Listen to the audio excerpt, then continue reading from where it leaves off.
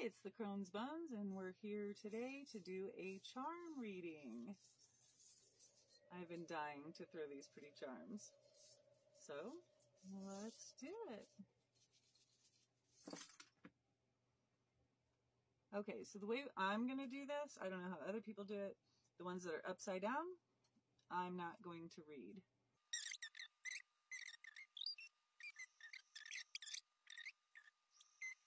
Okay, so this is based on a sacred masculine. The closest thing to him is the mice, which is like frustration, anger. Underneath the sacred masculine is the mice, which is stress, anxiety, worry, restlessness, nitpicky, edgy, possible workaholic. And it's saying to call back your energy. So the male energy is sitting right on top of that. So that is the most important thing besides the whip, which is sitting on top of this male energy. So it's basically saying like time is running out. You need to address this situation like now. This could be, you know, a real problem, and it could go way farther than what you're expecting. Okay, then we've got the whip sitting on top of this masculine energy. And the whip is arguments, abuse, repetition, competition, confrontational, argumentative. And it's basically telling you the advice for the whip is not to overdo it. Break these patterns, negotiate, act, start doing something different. Okay, then you've got the mountain, which has the book sitting on top of it. But the mountain is, you know, you don't just climb a mountain in one day. So the mountain is telling you that breaking these old patterns and stuff, it's not going to be easy. It's going to be a struggle. There's going to be lots of challenges. There's going to be obstacles, resistance, and that this comes in time, right? You don't climb a big, huge mountain in one day. You have to train. So you're going to be like training your brain, retraining your brain how to respond to things differently. Not with the anger, not with the frustration, not with, you know, all of the things that have been typically a response. And so the mountain is, you know, facing that fear, releasing the limitations of like your past beliefs, the things that trigger you to respond this way, right? So you have to let go of those things and retrain your brain to respond in a different way. And it takes constant work, constant training. And that's what the mountain is here. Okay. And then you've got the book, which is like facts, knowledge, studying, teaching. So the mountain, climbing that mountain, learning how to deal with these thoughts and these reactions is going to teach you. It's going to teach you things that you can use and take into your life and use in other things besides just like relationships in your home, right? These things, they trigger you in other places besides just your home. They're triggering you at work, right? And so this has to do with yourself, your subconscious, and you're learning how to take. So 99% of how we react to things is based on our subconscious. It's not even our real thoughts. And we have to learn how to stop using our subconscious brain and start using our brain, not the things that we were taught, not the things that we were, you know, trained to believe were true. We were programmed from the time we were little to believe certain things. So a lot of these thoughts are not even ours, right? And these are the ways in which we respond to people. It's triggers from the past, things that we were taught. It's subconscious. It's not even our thoughts. So the book is the learning that you're going to be doing that's going to teach you these things that are going to bring you into this new phase of your life. Okay, and then let's see, we've got the rider. So the rider brings a message. Okay, so the next one is the rider. So the rider brings news. Sometimes the arrival of a visitor. So it's telling you to prepare, focus, act quickly. And there's something new. The rider is bringing something new. Then we've got the garden. The garden is kind of like your network, your society, a meeting place, a place where you meet up with other people, systems, groups, therapy. Sometimes it's connecting with nature, relaxing, getting fresh air, networking, or announcing, making things public. So the writer brings news. The garden can sometimes be making things public. And then you've got the letter, which is like making a list, documenting, messaging, having good communication, releasing thoughts on paper, informing others, which is what I think this one is. So the writer brings messages. The garden is announcing something, making it public. And the letter is also like informing others, making things public. So I think you need to kind of send it out there into the world. Let people know that this is what I'm doing. I'm working on learning these new strategies, to better myself, to not have these reactions. And I'm letting you guys know, I want to bring you guys in on this and, just kind of help me. Let me know when I'm being triggered or when I'm reacting in a certain way. And, I'm gonna work on it. And then over here, you've got like cutting ties. So this is like cutting ties with something that no longer serves you, which absolutely makes sense. Let's go back over here. The bear is a strong person. So this is telling you like, you have the strength to do this. Your strength is kind of sitting back here. You haven't been accessing this strength in a while, but it's there. You got to dig deep. You're going to find this strength and you're going to use it to get through.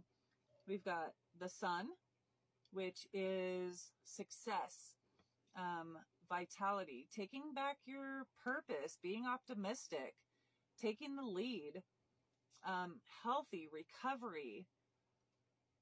So this is on the other side, cutting those ties. On the other side of it is all of this healthiness, recovery, success, and, finding your light, your energy, the things that make you happy. And then you have the moon, which is like coming full circle, coming your full cycle. You've done the work, you climbed the mountain, you found your courage, you cut the ties, you've made that full circle, you have found your success. Dream big, be creative, be imaginative. You have all of this that you've learned now. But at the same time, the moon can be moody. So, watch slipping back into those old patterns with the moodiness. And the moon can also be reputation. So, you have sent out the message and told people this is what I'm doing. And so, you're allowed to be moody, right? But you're not allowed to react in ways that are not healthy. So just remember that, like, moodiness is one thing. Reactions and the way that you take them out on people is something different. Then we've got the anchor, which is stability, security, being anchored, right? Dependability, stable. It's saying stay the course, settle in, don't get stuck, keep going. Then is the tower, which is like rules, regulations, authority, seeing things from a higher perspective. So now you've let everyone know, you've cut ties, you've done the work, you've found your happiness, you're anchored in, you've taken control of that moodiness. And now you're like sitting above and you're just kind of like creating this authority of like, here I am, I've done it. And so people now look to you because they want to learn how to do this too. Like, you've kind of become an authority figure of how to take control of your life and your emotions, which is not typical for somebody who is, you know, more on the male side of things. So that's a really big step. And then you've got the key, which is obviously the key to whatever you're unlocking. You have the solution, the miracle cure, right? You have it. You have that key. Make a wish, accept it, take that key and run with it. Okay. But then on the other side of having all of this stuff and finding this stuff, because things are never that easy, right, is the snake, which is just a warning. The snake is a warning of lies and deceit, of enemies, of jealousy, people who have seen what you've done and they're jealous, right? And they're going to bully you or try to deceive you. But being the snake, you also have skin that can shed, right? So if that happens and you take a fall back or someone pulls you back, remember that you have that skin that you can shed, right? And start all over again. Not start all over again, but you have these tools to be flexible, shed that skin, raise yourself up, and get away from it, right? Leave them sitting back there with that skin that you shed. And then the child is basically saying, like, it's a new beginning. You shed that skin. You shed that skin. You got away from that jealousy, that whatever was going on. And so now there's this new beginning, this innocence, this youthfulness. It's an early stage of something new. Oh, the fox. That's upside down. So we are going to remove that. So here we've got the stork. And the stork is improvement, progress, positive change, moving on, making a change for the better. So after this childlike phase of like, it's brand new, now you're kind of getting in the groove of this new thing. You've shed that skin, you went through the beginning stages, and now you're kind of finding your groove, right? You're getting better at this. You're getting a lot better at this. And the next phase is the house. This is where you actually set, like, this is your stability, your structure, your shelter, being true to your nature. This is your foundation, right? You've done all this work.